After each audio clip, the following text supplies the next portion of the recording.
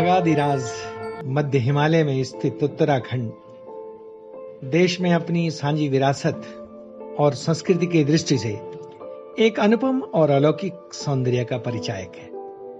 आने वाले देशी विदेशी सैलानियों के लिए ये कौतूहल और जिज्ञासा का भी केंद्र है।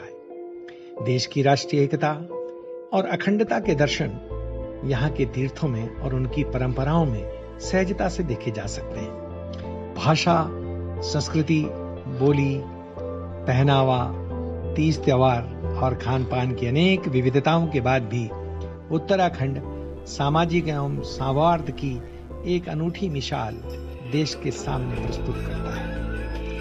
उत्तराखंड राज्य में बद्री, केदार, गंगोत्री, यमुनोत्री के बाद सर्वाधिक ऊंचाई पर स्थित हेमकुंड साहिब तीर्थ और साथ में लक्ष्मण मंदिर की उपस्थिति, ये विभिन्न धर्मों के बीच ये समन्वयवादी दृश्य जो हमारे सामने प्रस्तुत करता है, यह राष्ट्रीय एकता और अखंडता की दृष्टि से भी बहुत महत्वपूर्ण है। अकेला यह ऐसा तीर्थ है जिसे स्थानीय हिंदू ने ढूंढा और वह व्यक्ति था नत्था सिंह, जो इसका पहला ग्रंथी भी बना। यह अनुपम उदाहरण हमारी सांझी संस्कृति का भी द्योतक है। कामेट शिखर के आधार में स्थित विश्वविख्यात फूलों की घाटी भी इसी क्षेत्र में देशी विदेशी सैलानियों के लिए ट्रैकिंग में एक रोमांच रखने वाली यात्रा है। 1938 में फ्रैंक स्मिथ, जिसने इस घाटी की खोज की थी, वह आज भी इस घाटी में अपनी पत्नी के साथ कब्र में सोता हुआ प्रतीत होता है।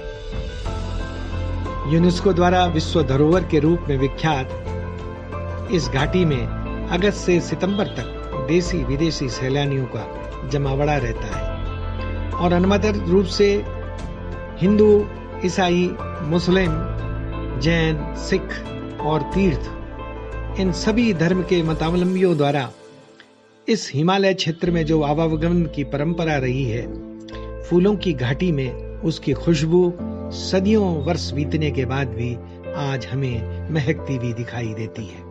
8वीं शताब्दी में जब आदि शंकराचार्य ने दक्षिण भारत से चलकर बद्रीनाथ तीर्थ की स्थापना की, इससे उत्तर और दक्षिण भारत के दो अलग अलग संस्कृति और विश्वास रखने वाले लोगों के बीच राष्ट्रीय एकता और सद्भाव की जो मिसाल यहाँ देखने को मिली, वह आज भी हमारी सांझी संस्कृति के लिए एक उत्कृष्ट उदाहरण है। इसी प्रकार शैव मतावलंबियों की दृष्टि से 12 लिंगों में एक केदारनाथ धाम भी इसी क्षेत्र में स्थित है।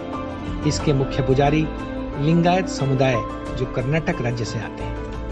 5000 वर्ष पुरानी यह परंपरा आज भी देश के जन जन को अनुप्राणित करती रही है। स्थानीय लोगों के साथ कन्नड़ और पहाड़ी बोली में कहीं भी कोई अवरोध नहीं दिखाई देता है। सांझी संस्कृति और परंपराओं के स्वर इसकी मंदाकिनी घाटी के प्रभाव में उस सुरलहरी वातावरण के रूप में सुने जाते हैं, जो शिखरों को भी स्पर्श करते हुए अपनी ध्वनि को गुंजायमान करते हैं। बद्री केदार धाम के साथ ही राष्ट्रीय एकता एवं एक भ्रास श्रेष्ठ भारत के रूप में यह जन जन को अनुप्राणित करता रहा है।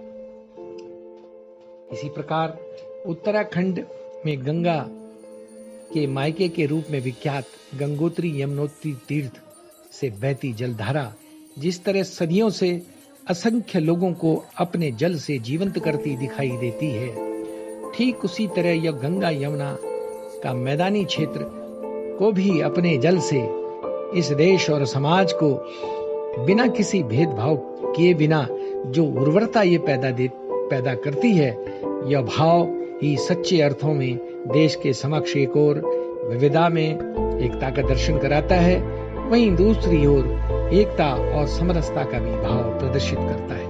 राज्य के कुमाऊं मंडल के क्षेत्र में पिथौरागढ़ से प्रारंभ होने वाली कैलाश मानसरोवर यात्रा तीर्थ पर्यटन और साहसिक अभियान में रुचि रखने वालों के लिए एक सदैव रोमांचकारी अनुभव होता है।